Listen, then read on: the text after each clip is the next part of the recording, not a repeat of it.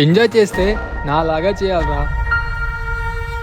లేదన్నా, నేను చచ్చిపోతా అన్నా, నా వల్ల కావట్లేదు అసలు.